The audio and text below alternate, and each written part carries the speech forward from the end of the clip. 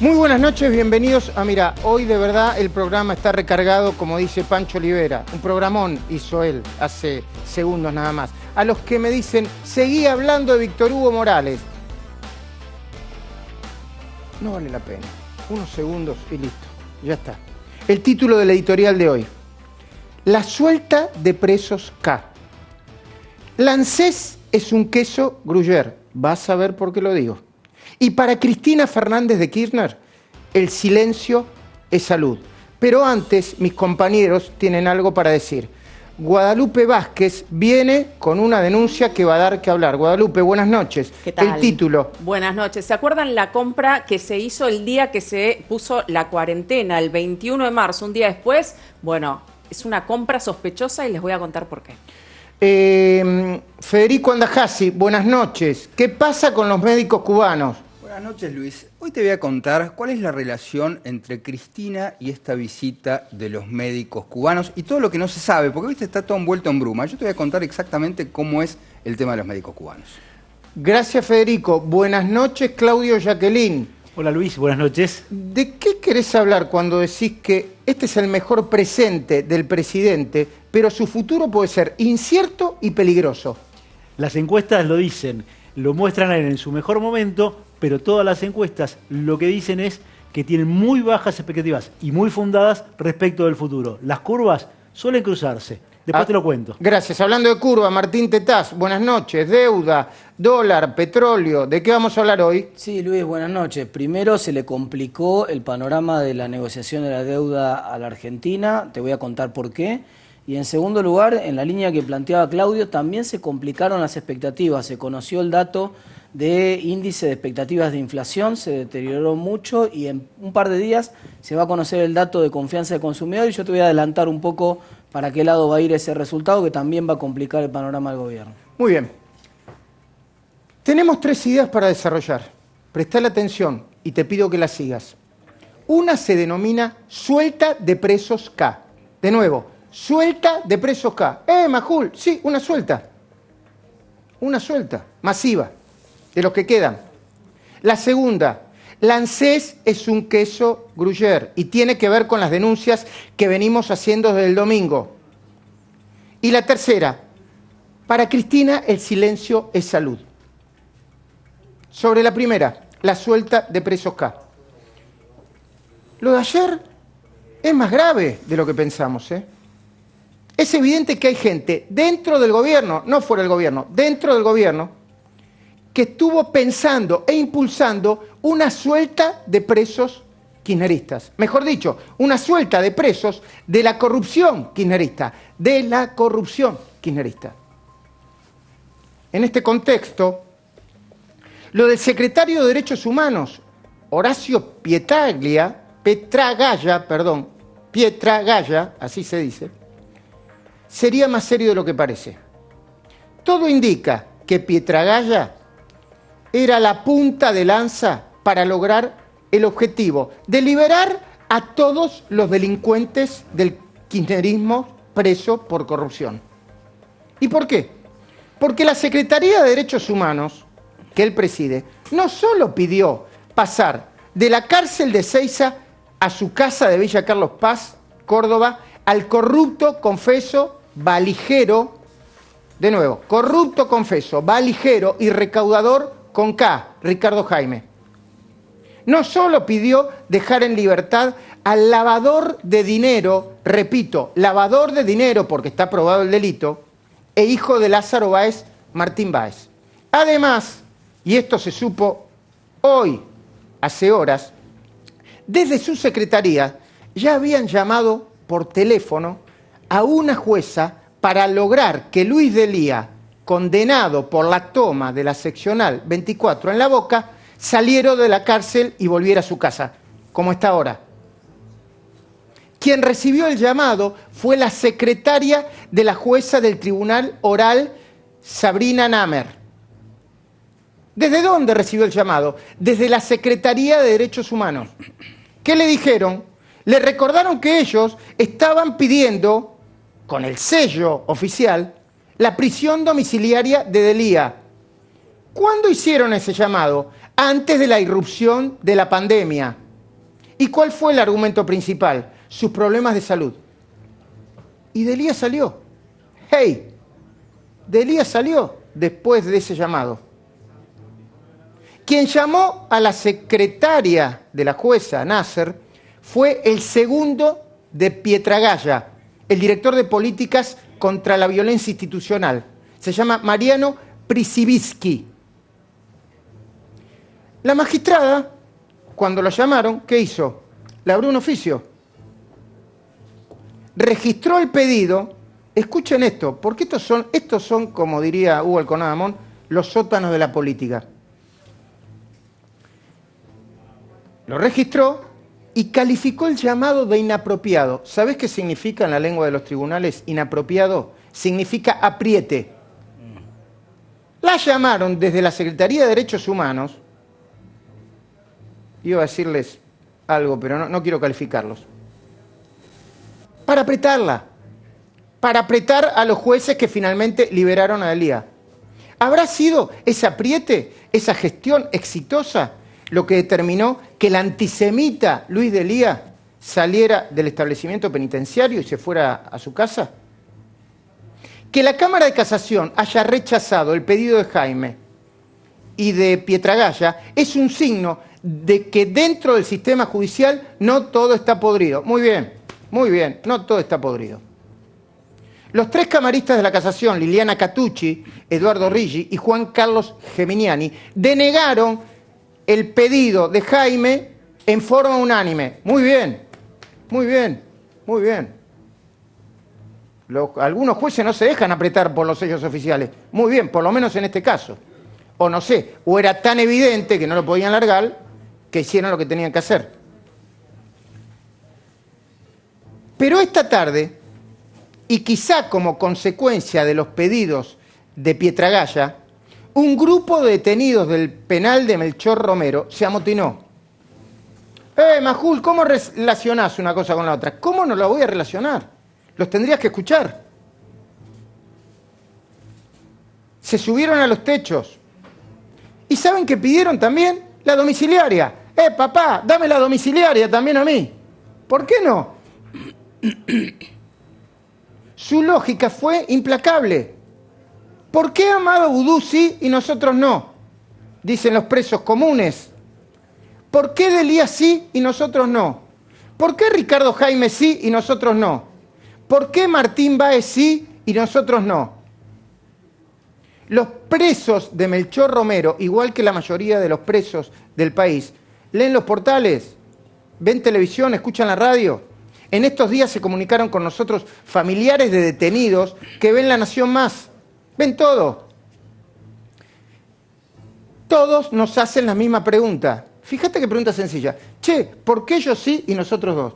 Estaban dando una señal tremenda. Lo de ayer no fue un detalle, fue una señal tremenda. ¿Están de acuerdo, Federico? Totalmente, Luis. Lo que venimos insistiendo es los ejemplos que se está dando. Y por supuesto la gente de las poblaciones carcelarias está pero enojadísima, y cuidado que esto no se replique en otros centros penitenciarios. Bueno, de eso vamos a hablar ahora. ¿Por qué ellos sí, nosotros no? ¿Por qué la Secretaría de Derechos Humanos no pide por mi marido? Dice una mujer con su marido preso. Por mi mujer, dice el señor con su mujer presa. Por mi papá, quien ni siquiera tiene condena firme y corre el riesgo de morirse contagiado por el COVID-19. Está bien. Ahora, cuando uno ve los presos, dice, mamita, ¿y qué esperaban? Perdón, con todo el respeto, ¿qué esperaban? Mirá cómo se mueven, y lo que dicen, y lo que dijeron, y lo que hicieron hoy en el penal de Melchor Romero. Acá, subí todo derecho humano, mirá, estamos acá arriba de los techos, reclamando nuestro derecho, la gorra no pasa cabida, nada, mirá cómo estamos todos acá, estamos. Nuestro derecho queremos, esto va para derecho humano, derecho humano. Dale, nuestra libertad queremos. Dale, libertad. Es tremendo el video, ¿no? Sí. Yo te puedo pedir, Hugo, que se prepare Hugo Machiavelli, que me dé los datos, a ver cómo terminó esto, pero te puedo pedir un favor, pongamos de nuevo el video de estos presos pidiendo que lo manden a la casa. Si hay coronavirus y hay... Leen los diarios, dice, a ver, Vudú se fue por el coronavirus. A ver, Jaime se quiere ir por el coronavirus. A ver, este otro se quiere ir por el coronavirus. ¿Y por qué yo no? Ponelo de nuevo el video, por favor. Acá, subí todo derecho humano, mirá, estamos acá arriba de los techos reclamando nuestro derecho, la gorra no pasa cabida, nada, mirá cómo estamos todos acá, nuestro derecho queremos, esto va para derecho humano, derecho humano, dale, nuestra libertad queremos, dale, libertad. Gente, acá estamos arriba del techo, estamos con la unidad, mirá. ¿Quieren reprimir? Estamos todos los pibes acá, Estamos todos los pibes, Estamos todos acá luchando por nuestra libertad. No nos queremos morir acá. Estamos todos acá, estamos todos unidos. Mirá, acá arriba del techo. Acá estamos todos. Todo mal. La policía no quiere reprimir.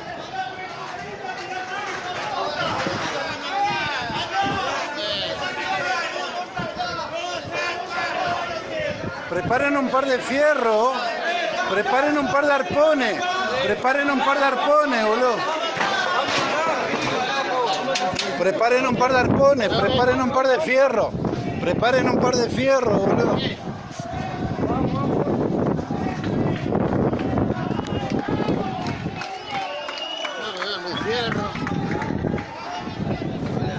Vamos a preparar un par de... A ver, de ninguna manera nosotros convalidamos esto, ¿eh? Lo que sí hay que decirle al poder y al gobierno, hey, tengan cuidado porque los mensajes que están dando terminan en esto. Estas son las consecuencias. Atención, Hugo Machiavelli, ¿cuál es la última información sobre el tema? ¿Cómo terminó esto? ¿Y cuál es el temor a partir de ahora? Buenas noches. Buenas noches, Luis. Hoy, por lo menos, hubo un acuerdo. Hubo una presencia de varias partes que lograron cesar con este motín en la unidad 10 de Melchor Romero, pero atención que esta tensa calma o este acuerdo no es definitivo. 44.000 presos hay en las cárceles bonaerenses, tienen capacidad para 29.000. Fíjate los datos, hoy tuvo que intervenir el juez de ejecución penal Villa Fanie, también la Defensoría General de La Plata, la Comisión Provincial de la Memoria y la Plana Mayor del Servicio Penitenciario Bonaerense. La situación se controló. Nosotros estuvimos en contacto, hablamos con Miguel Palacios, que es el portavoz de este grupo, y dice, estamos 8 y 9 personas en espacio de 3x3. Ya hubo contagiados, tenemos mucha preocupación y queremos obtener el beneficio de la prisión domiciliaria. Por eso, atención, esta calma, este acuerdo que hubo hoy, no se garantiza que pueda sostenerse en el tiempo y a la vez en otras cárceles, tanto de la provincia como a nivel federal. Bueno, por eso, al gobierno, presten atención a lo que dicen y a lo que hacen. Presten atención a lo que... No puede ser que un secretario de Derechos Humanos pase por encima de la ministra de Justicia y genere todo esto. No puede ser. No puede ser.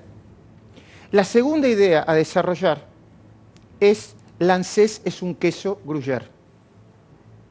Y está vinculada con la primera idea, lo que acabo de decir. Porque a mi entender, esto también es consecuencia de lo mismo. ¿Qué es lo mismo? Lo que venimos hablando con todo el equipo desde hace días. El loteo de puestos para el Gabinete Nacional. El loteo de puestos para el Gabinete Nacional.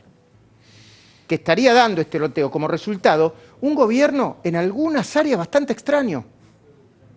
De otra manera, no se puede explicar cómo Alejandro Banoli sigue firme y no le digan nada por lo que está pasando al frente del ANSES.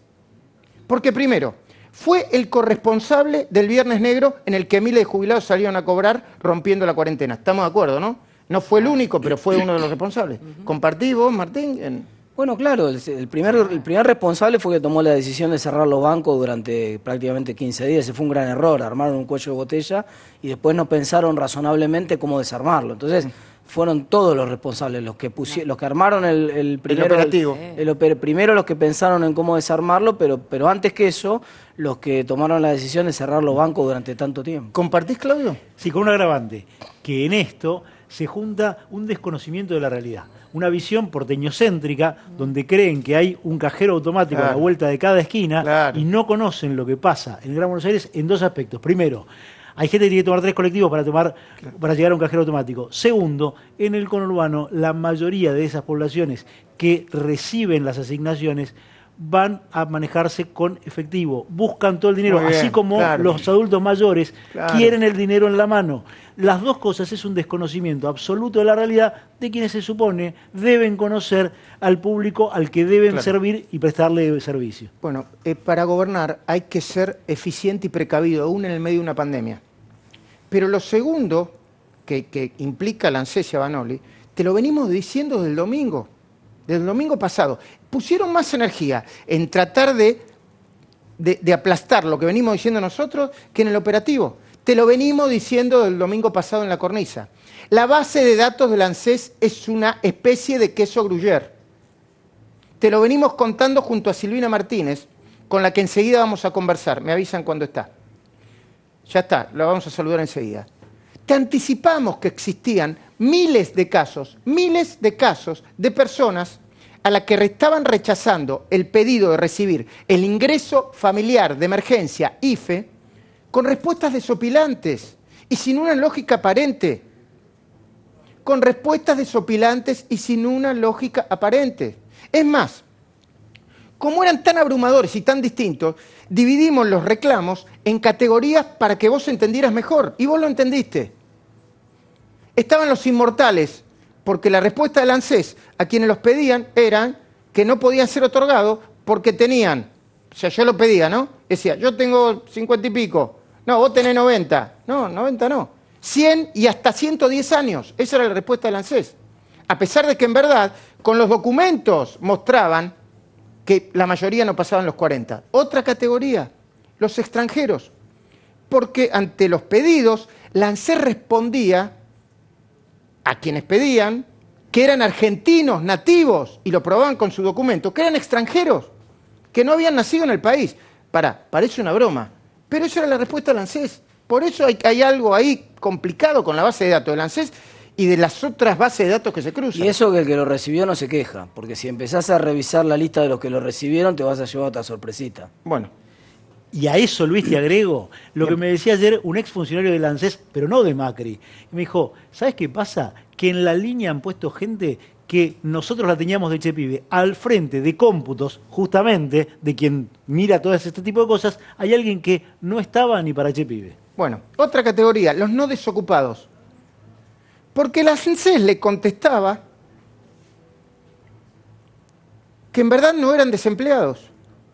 Entonces, la gente que le contestaban eso, le mandaba el certificado. Hay un certificado que te habilita como alguien que no tiene ocupación. Entonces decía, pero perdón, ¿y sabés quién lo emite el certificado?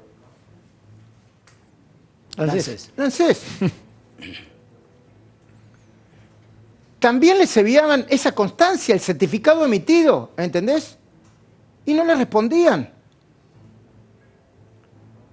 Les decían, no estoy trabajando. Y también incluimos otra categoría, los insólitos.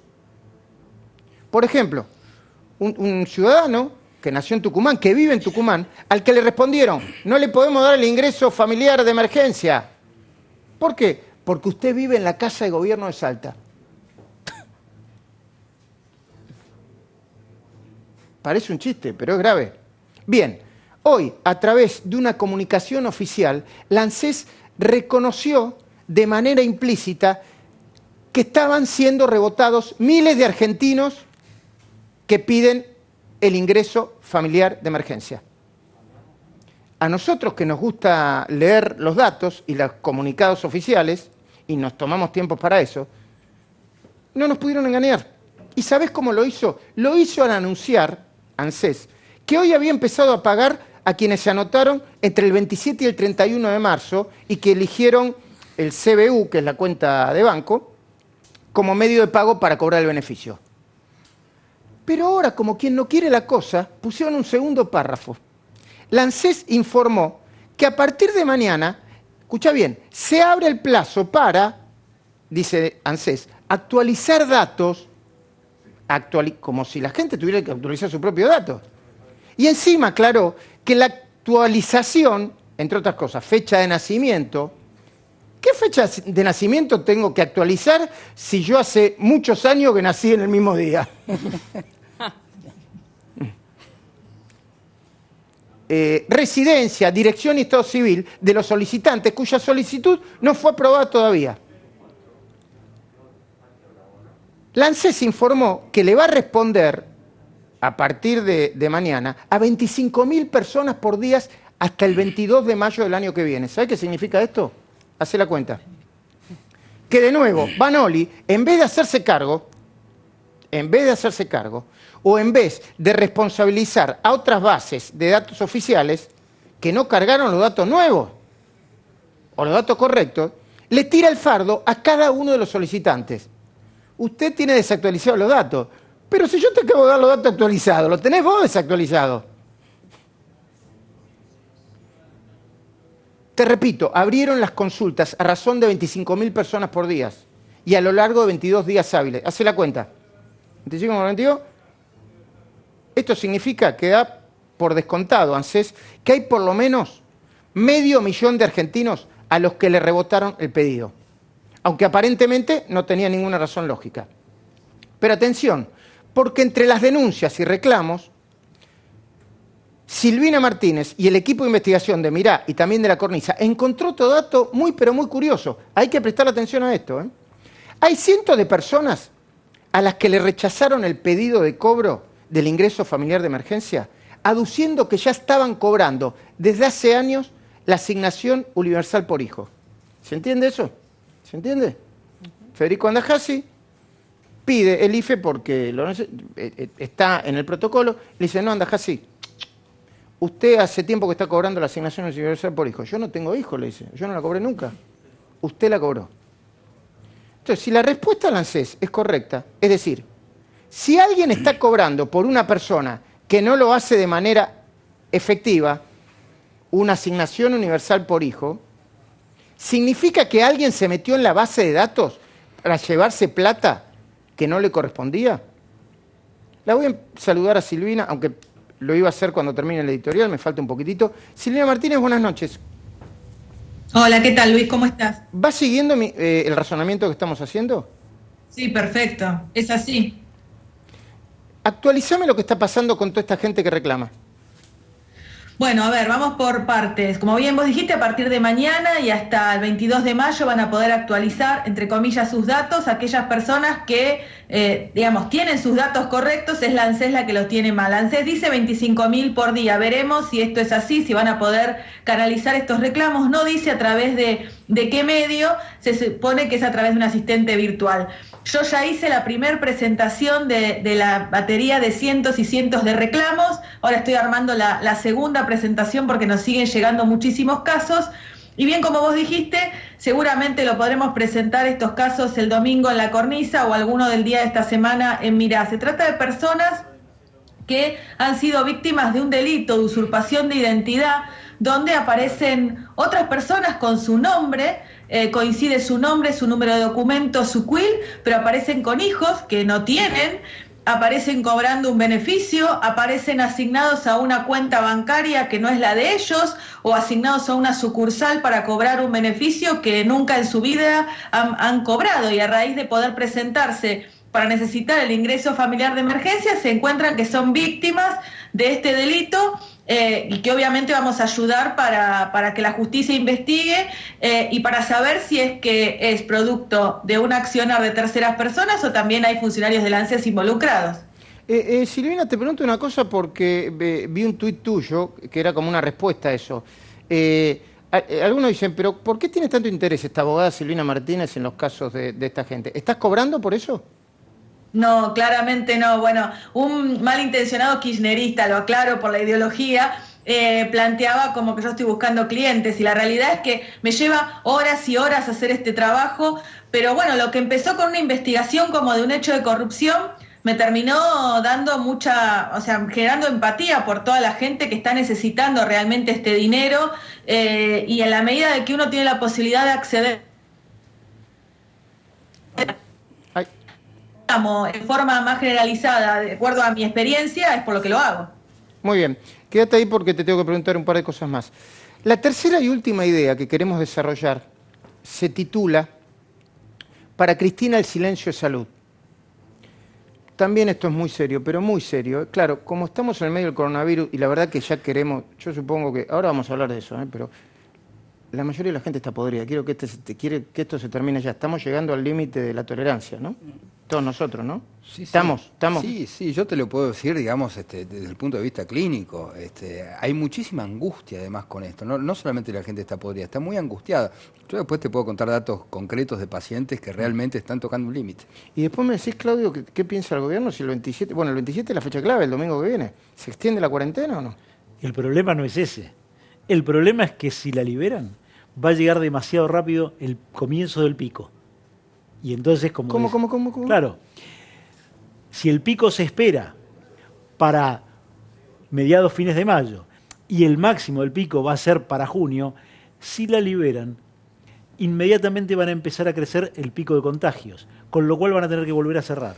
Y ese es uno de los problemas que tiene el gobierno, que llegó hasta un punto que arrancó en un lugar que fue muy positivo, pero ahora dice, bueno, ¿y cómo salgo? Y si salgo en el momento de que hay mayor cantidad de contagios, no puedo salir o tengo que volver a cerrar. Este es uno de los dilemas que tiene. Bueno, yo creo que el gobierno de la ciudad en ese contexto quiso imponer el tema de los adultos mayores. Que dicho sea de paso, en algún momento vamos a hablar de esa señora adulta mayor, absolutamente irresponsable, egocéntrica, que se puso a tomar sol poniéndose en riesgo ella y a muchísima otra gente. También hay que hablar de esas cosas, ¿eh? Una irresponsabilidad. Ella primero, después ella, más tarde ella y dentro de un rato ella también, ¿no? Y además hay gente que parece no preocuparle, que hay niños que en edad escolar no salen a la puerta de su casa para cuidarlos a ellos, porque ellos no son las víctimas del coronavirus. Claro. Son los que podrían contagiar a esos adultos mayores. Y para evitar que esos se contagien, esta gente hace estas cosas. Hoy salí a la calle, que tuve que ir a hacer una compra, vi una sola persona sin barbijo. Una sola, ¿eh? ¿Y qué era? Un señor de 75, 80 años. Bueno, irresponsable. Aunque sea un adulto mayor, irresponsable.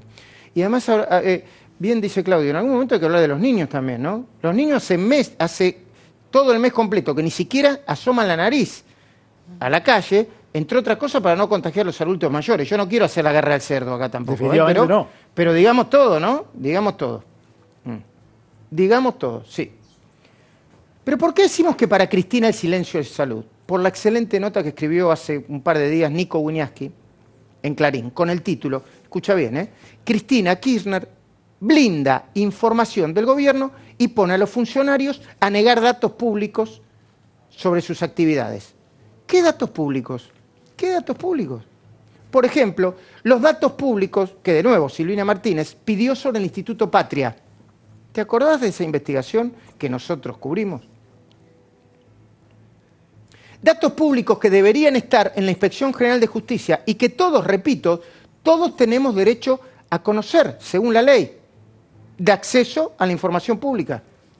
Pero el poder absoluto que le dio Cristina a Juan Martín Mena, escuchá este nombre, Juan Martín Mena, secretario de Justicia, de nuevo en la justicia, y ostentador de otro poder muy peligroso, el de cuidar a los arrepentidos de la corrupción K.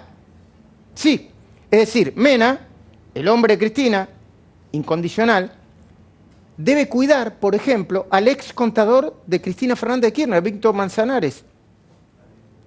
Manzanares, que le tiene miedo, más miedo a la designación de Mena como su cuidador que a cualquier otra cosa. ¿Entendés lo que te estamos diciendo? Que Cristina puso un hombre suyo que se encuentra por debajo de la ministra Marcela Lozardo a ejercer un poder casi omnímodo para negar la información que pida cualquier ciudadano. Te agrego un dato. Juan Martín Mena es el socio en el estudio jurídico de Elizabeth Gómez Alcorta, la primera persona que salió a cruzar al jefe de gabinete cuando dijo que para él no había presos políticos. Bueno, ahora vamos a hablar de eso y otras cosas después con Paulo Oliveto, que ya nos está escuchando. Es decir, un derecho que el gobierno de Macri había garantizado. Entiendo que fue el gobierno de Macri, ¿no?, el que aseguró el derecho al acceso a la información. No, sí como ley. Sí como ley. Venía para los organismos del Poder Ejecutivo desde un decreto de Kirchner. Bueno, y Mena fue subjefe de la AFI de Parrilli y junto con Ricardo Nissen, grabate este nombre también, ahora titular de la Inspección General de Justicia, le negaron a Silvina Martínez y otra gente información sobre el Instituto Patria. Nissen, que ahora está en la Inspección General de Justicia, ¿sabés qué fue antes? Abogado de la familia Kirchner. ¿Quién podría dejar de suponer que no la va a proteger? Pero mirá qué paradoja.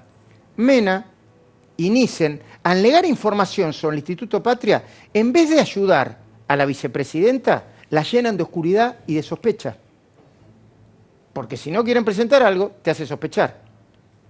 Y hablando de sospecha, Silvina, ¿qué pasó con el pedido de informes para saber si Cristina finalmente sigue cobrando o no 2 cheques del Estado? Uno como vicepresidenta y otro como viuda del expresidente Néstor Kirchner.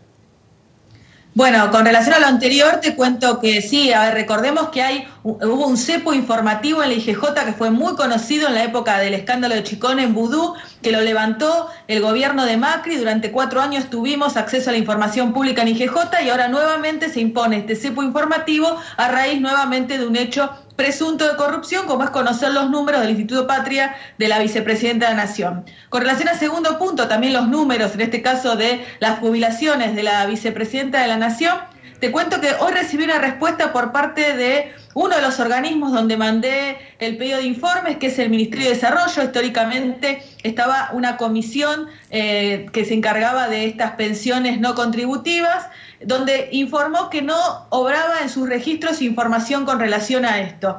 Así que los distintos organismos se van tirando la pelota, nadie tiene información de cuánto ni por qué Cristina cobra esta jubilación a la par de su sueldo, y veremos ahora cuál es la respuesta final que me da la Agencia de Información Pública, pero nadie parece conocer o tener los registros de por qué Cristina cobra su jubilación y su sueldo, ni cuánto cobra. Muchísimas gracias, Silvina Martínez. La despedimos a Silvina Martínez y aprovechamos para saludar a la diputada nacional por la coalición cívica, Paula Oliveto.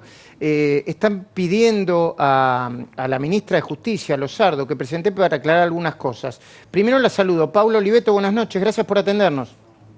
¿Qué tal? Buenas noches. Paula, ¿podríamos mirar y compartir con nosotros esta información que nos va a dar Guadalupe Vázquez, que consideramos nosotros que es muy relevante, y seguimos hablando ahora tranquilamente? Claro que sí. Guadalupe Vázquez, presentame el informe que implica, según entendemos, después de verlo, una compra sospechosa de reactivos del Ministerio de Salud y de una persona que, si no estamos más mal informados, está de los 2 lados del mostrador. Sí, se trata de un investigador principal del CONICET que hizo un descubrimiento que tuvo relevancia internacional. Vemos el video, bueno, vamos primero a la placa. Esta es la empresa... Espera, sí. porque sigamos aunque seamos desprolijos, no importa. A ver, primero es importante presentar a la persona, ¿no? Esta persona aparentemente está de los 2 lados del mostrador. ¿Por qué? Porque vende reactivos al ministerio y porque trabaja en el CONICET, lo que sería incompatible. Que muchas veces es cliente de esa empresa. El CONICET es cliente de esa empresa. Comprador de esa empresa. No se puede, está de los 2 lados del mostrador. ¿Y quién es esta persona y por qué tenemos que ver este video, Guadalupe? Es un doctor en biología, investigador principal del CONICET, que además ser investigador principal implica tener dedicación full time. Hizo un descubrimiento que en 2017 tuvo relevancia internacional y lo contaba en este video. A ver, ¿lo tenemos? Mi nombre es Julián Faibovich, soy biólogo, investigador de CONICET y trabajo con anfibios.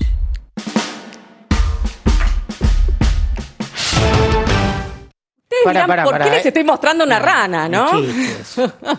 No, perdón, que ahora vamos a hablar del tema, pero... Sí. ¿Qué tiene que ver la rana? Descubrió una rana fluorescente. Es un trabajo que se hizo con investigadores también de Brasil en conjunto. Es el primer caso de un anfibio. Espera un poquito. ¿Esa rana que nos mostraste era una rana fluorescente? Una rana fluorescente. ¿Era una rana o es ilustración nuestra? No, esa era la rana fluorescente. A ver, ¿me pones el video de nuevo? Perdón. Es la madre del sapo que nos vamos a comer. Claro. A ver, por un poquito de humor, ¿no? Porque si no... A ver. Mi nombre es Julián Faibovich, soy biólogo, investigador de CONICET y trabajo con anfibios.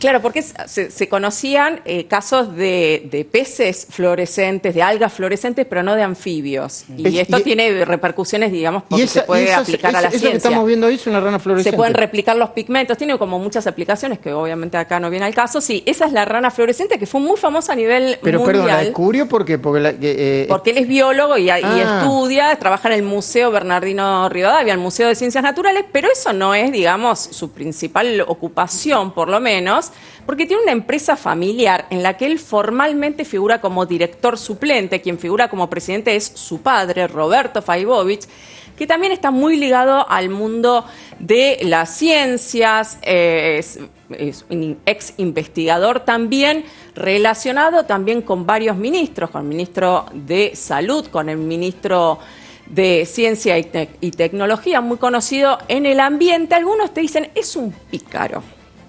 Lo definen así. Hace varios años tiene esta empresa, que ahora sí vemos la placa, se llama Tecnolab Sociedad Anónima, y es una empresa que tiene contratos multimillonarios con el Estado. Es una de las que vendió esa gran compra que hizo Ginés García de reactivos para el coronavirus el mismo día que se puso la cuarentena, que él decía, no, los tenemos pedidos desde enero y no llegan esos 50.000 reactivos. ¿Se acuerdan que les conté que nos mintió Ginés? Porque esa compra se hizo el 21 de marzo. Se hizo a 2 empresas. Una de ellas es esta empresa, que es proveedora del CONICET, del Ministerio de Salud y también de otras reparticiones del Estado, como el SENASA y otros organismos.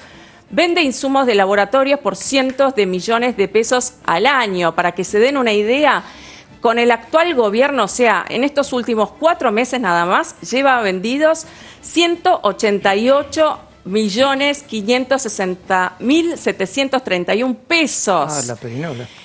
La primera operación se hizo, curiosamente, solo 10 días después de haber asumido las nuevas autoridades, y se hizo por contratación directa, aunque no había ninguna emergencia en ese momento. Ahora lo ampara a Ginés el régimen de la emergencia sanitaria, por la cual hace contrataciones todo en forma directa. ¿Y por qué decimos que es una operación sospechosa? Porque está de los dos lados del mostrador. Acá hay conflicto de intereses, claramente, porque en los lugares donde él trabaja como investigador son lugares donde compran los propios productos que vende la empresa de su familia. A ver, ¿qué es lo que está pasando en el gobierno? ¿Es la pandemia que hace todo de manera, o muchas cosas de manera desprolija y apurada? En este caso no, porque esta es una empresa proveedora del Estado hace como 20, 30 años, fácilmente. O sea, y fue una licitación, ganó la licitación. Sí, pero miles de licitaciones. Después le voy a contar otras licitaciones. Y el problema es el señor de la rana fluorescente, digamos. Claro, porque es investigador principal del CONICET, o sea, él es empleado público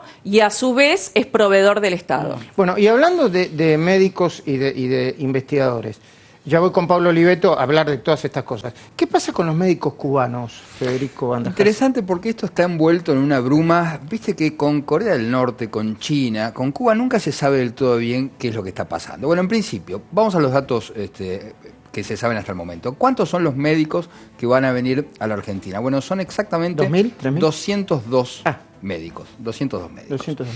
Ah, no, perdón, me confundí con la plata que iban a ganar. Perdón. Ahora te voy a decir cuánta plata van a ganar. Ahora bien, ¿de dónde surgió la idea de traer estos médicos? Bueno, viste que llegaron a Italia, ahora llegaron a Brasil, bueno, pero parece ser que el nexo con estos médicos cubanos fue Cristina en su último viaje a Cuba. ¿Cierto? Totalmente. Bueno, esto es una idea que no gustó mucho en el gobierno nacional, porque la verdad es que no se justifica para nada, y ahora te voy a contar por qué. Pero bueno, son esas imposiciones de Cristina a las cuales Alberto Fernández no se puede revelar. Por eso, en un principio se dijo que iban a ir a la provincia de Buenos Aires, que está Kicillof, que es, ¿cómo decirlo?, la luz de los ojos de Cristina. ¿Cuánto cuesta? ¿Cuánto cuesta el tema de los médicos cubanos? Bueno, vos sabés que como Cuba no puede obtener divisas, entonces uno de los recursos que tiene es vender los servicios médicos, con médico y todo, a distintos países. Bueno, Cuba cobra por cada médico entre $4 y $5.000. ¿Va a cobrar eso? Sí. Es lo que cobra es lo que habitualmente, no sabemos si es lo que va a pagar Argentina. Okay. Totalmente. Ahora bien, ¿cuánto le queda a cada médico de eso? ¿Cuánto? En el mejor de los casos, $500. Todo lo demás va al Estado cubano. Plusvalía creo que se llamaba, ¿no? Sí. Esa diferencia.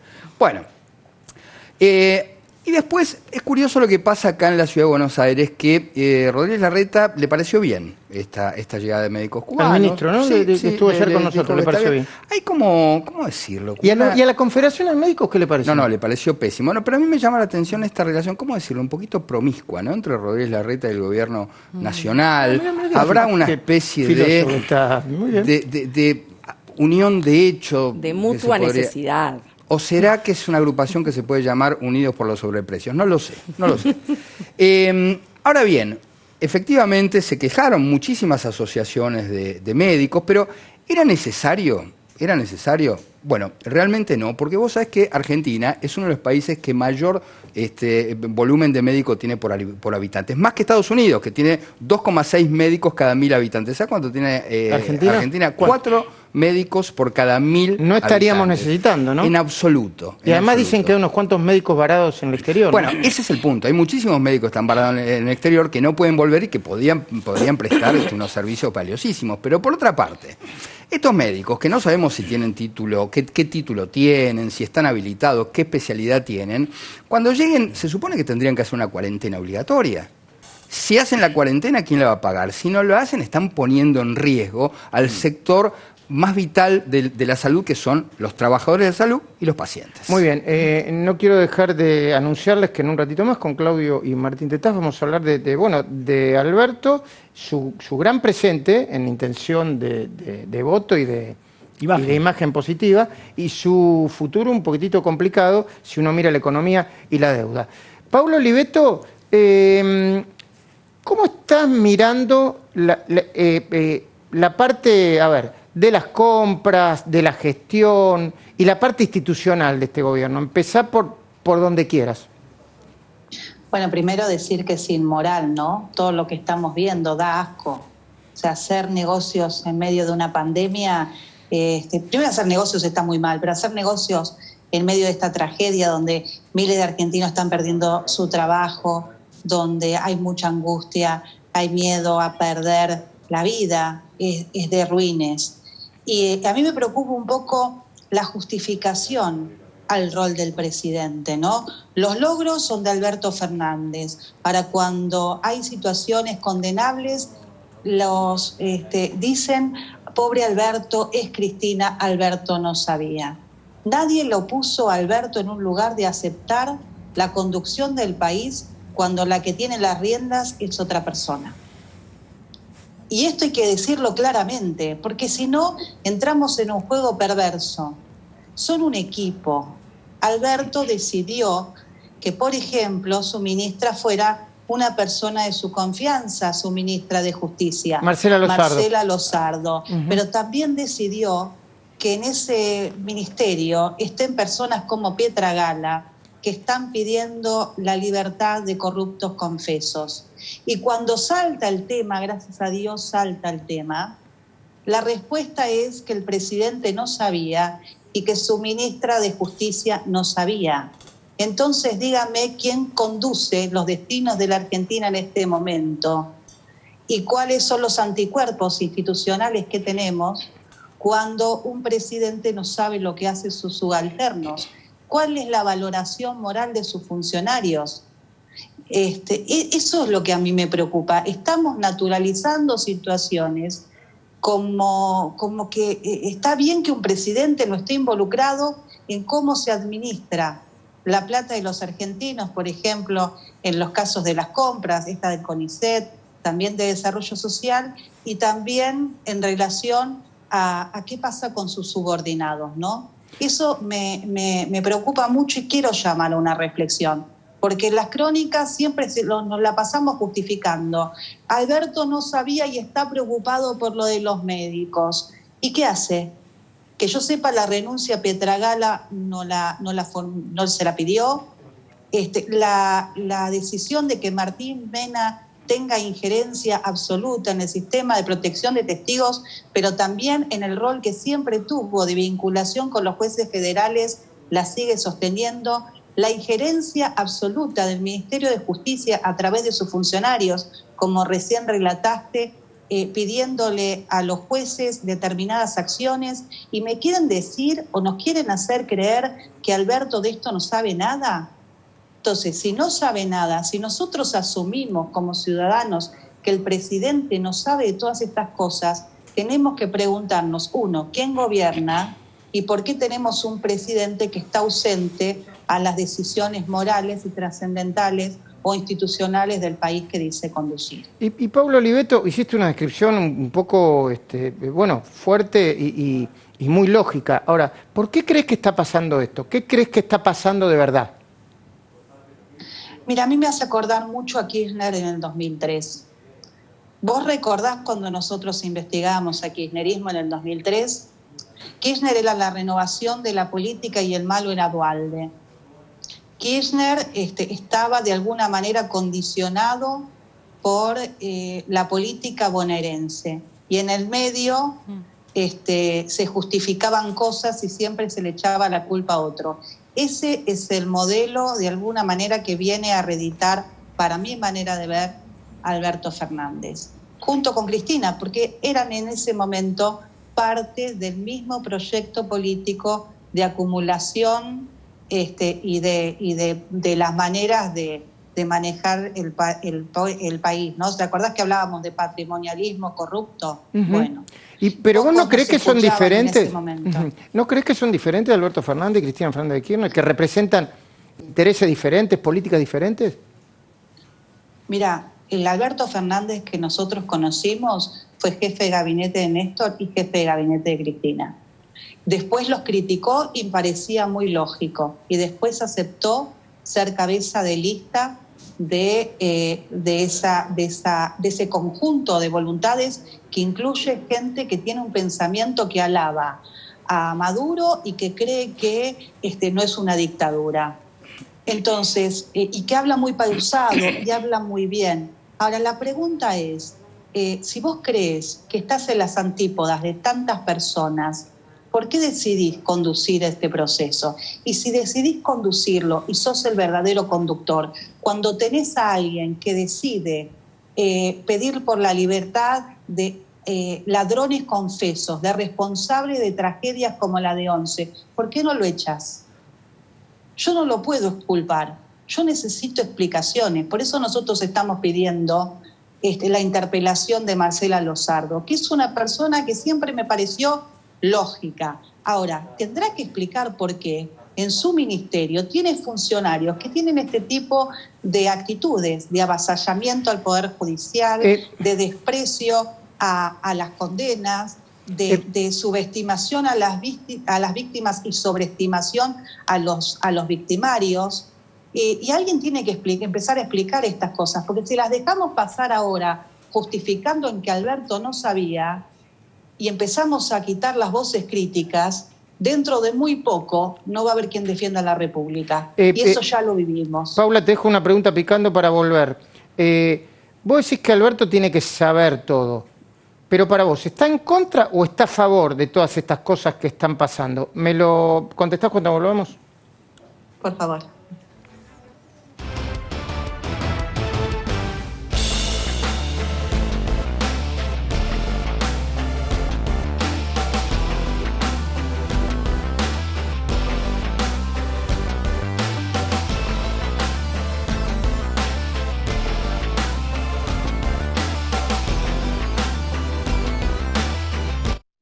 Estar atentos.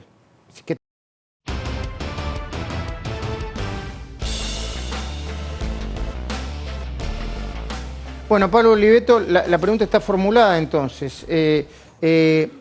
Alberto, ¿sabe y está en contra y no lo puede detener?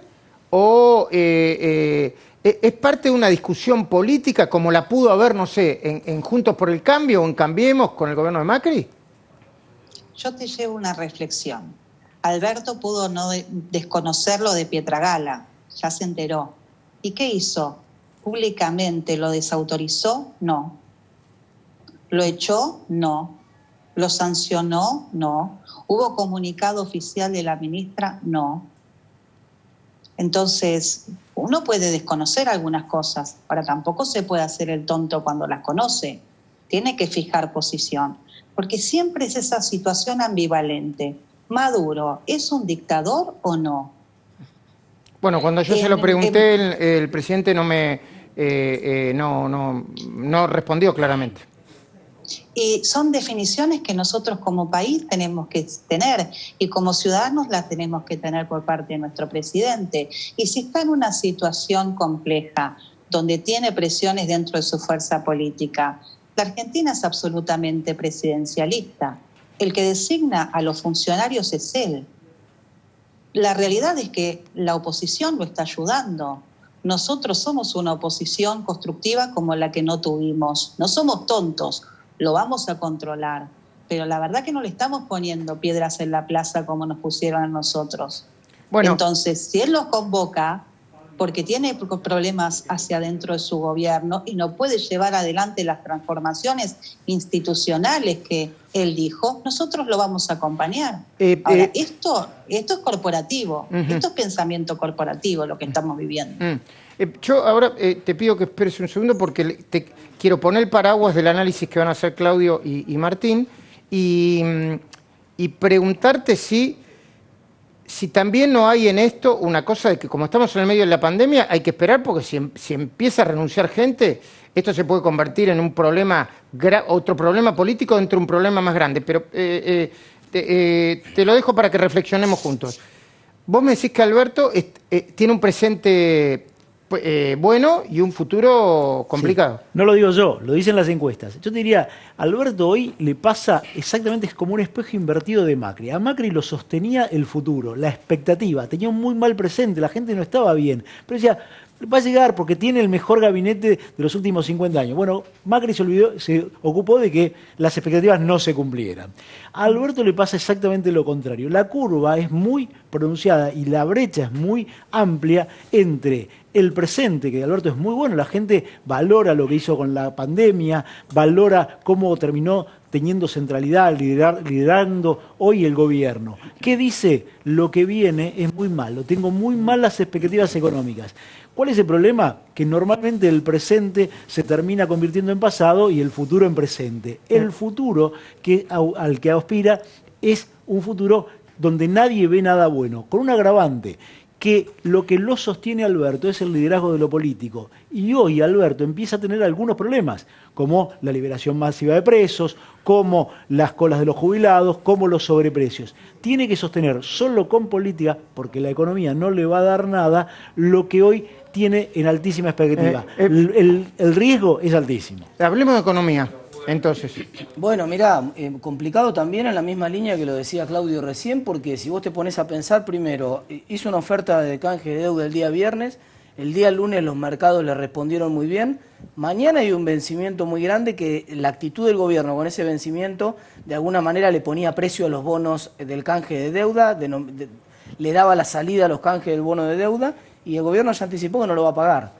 Que va a complicar, eso va a complicar muchísimo la renegociación de la deuda, muchísimo. ¿Default? Y bueno, si había alguna posibilidad de éxito del canje, esa posibilidad se aleja con la decisión de no pagar mañana. Primera, a mi juicio, gran equivocación. Y segundo, se acaba de conocer el dato del índice de expectativas de inflación que publica la gente de Universidad de Itela todos los meses. ¿Y esto qué dice? El mes pasado 33% se esperaba de inflación para los próximos 12 meses. Este mes, 40%. O sea, la gente ya está esperando mucha más inflación para los próximos 12 meses, lo cual además es obvio con todo lo que está pasando, ¿no? Vamos a ver si perdimos la línea, si recuperamos la línea después de la brevísima pausa con Pablo Oliveto en el Skype. Los Haroldos vino finos con Ángel. Los Haroldos State, mucho más de lo que esperás.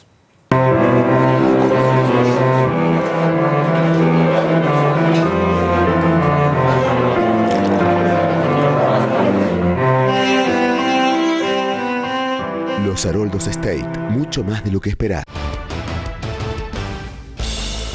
Nos pasamos unos segunditos y nos metemos en el territorio de José del Río y reenganchamos la comunicación con Paulo Oliveto. Primero saludo a José. José El Río, buenas noches. Estamos en tu programa, Mesa Chica. Compartimos unos segundos del final de la entrevista con Paulo Oliveto. Buenas noches. ¿Cómo andás, Luis? Sí, con mucha información para hoy, muchos datos, pero si querés, avancemos un poco más con lo de Paula. La verdad que es súper interesante y un tema del que están hablando absolutamente todos en la Argentina. Bueno, perdón, me dicen que se cortó la comunicación. No hay problema. Okay, a ver, pongamos en contexto, José. Paulo Oliveto diciendo, che, está bien, estamos en crisis, hay pandemia, todo, pero al gobierno lo vamos a controlar. Y el gobierno tiene unas áreas que son muy complicadas. Las tiene complicadas en la política, como hablamos con Claudio Jacqueline, las parcelas, ¿cómo le decís? Los lotes, ¿no? El loteo.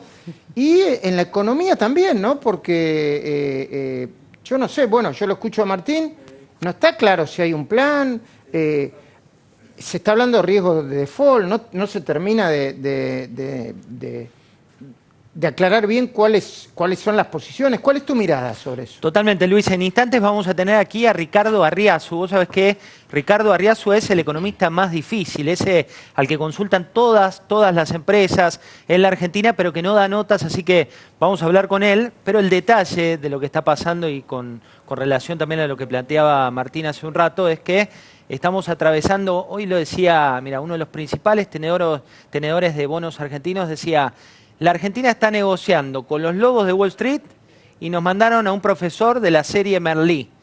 ¿Por qué? Porque lo que está ocurriendo es que el mercado te habla directamente con plata, con dinero.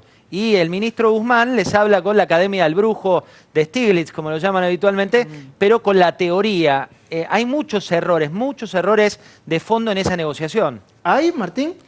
Mirá, no pagar el vencimiento de mañana es un error garrafal. Te voy a explicar por qué. Porque que sean atractivos o no sean atractivos los bonos que le están dando a la Argentina, que le están ofreciendo a la Argentina a los acreedores, depende de lo que los acreedores crean que van a valer esos bonos el día después del canje. O sea, de las expectativas. Exacto. Centralmente depende de lo que ellos crean que va a valer. Si ellos creen que los bonos van a tener un valor relativamente alto a la salida del canje, la propuesta que les están haciendo es muy atractiva y les conviene entrar. Si ellos creen que esos bonos van a valer poco a la salida del canje, entonces la propuesta que les hacen no es atractiva, no les conviene entrar. Y si vos ya estás defaulteando un vencimiento a pocos días, a 2 días de haber hecho la oferta y a pocos días de que cierre el periodo de negociación, esencialmente lo que estás garantizando es que esos bonos no van a valer nada al otro día, incluso en el caso de que el canje sea aceptado, con lo cual estás dando un muy mal incentivo a que efectivamente sea aceptado el canje. A ver, pero te pregunto en segundo, así lo dejamos a José con su programa y con su mirada también.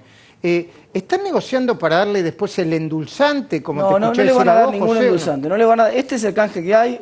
Terminémosla con el argumento de los endulzantes, porque yo te digo, con la gente que hablo, altísima fuente del Ministerio de Economía, me dicen claramente... Tómalo, déjalo. Sí, es esto, y me dijeron, mira, yo ya dije en la conferencia de prensa lo que iba a ofrecer, esto es lo que ofrecimos, punto. José, te hago la última pregunta, a vos que sos conocedor.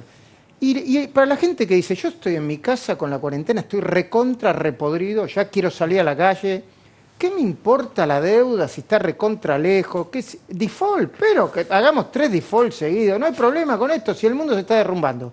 ¿Qué le dirías a esas personas? Que es una falacia, que hay que tener cuidado porque el costo del dinero que va a tener la Argentina de cara al futuro para obras de infraestructura, para mejorar la economía, para incentivar lo que va a faltar con esta economía que está muerta, es importante que se llegue a un acuerdo. Hoy hablando con uno de los 3 tenedores de bonos más importantes de la Argentina, digamos, uno de los principales acreedores, decía, si lo que plantea en este caso Martín es así y no hay una oferta superadora, prepárate, porque el 80% de probabilidades es de cesación de pagos por parte de la Argentina. Y quieren que intervenga el presidente de la Nación en esta negociación porque creen que hay una interna en el gobierno que se tiene que destrabar. Digo, parece muy lejano, Luis, pero tiene que ver con el devenir nuestro de cada día. José, bueno, te seguimos viendo, te seguimos escuchando y bueno, un golazo, ¿no? Tener a Riazu ahí, las veces que lo habré llamado, no es porque es poco amable, pero es una figurita difícil. Vamos aprendiendo, somos todos persistentes en La Nación Más, Luis. Me Vos sabés parece que muy bien. estás haciendo escuela y vamos logrando Sí. los imposibles. Majulear es el neologismo.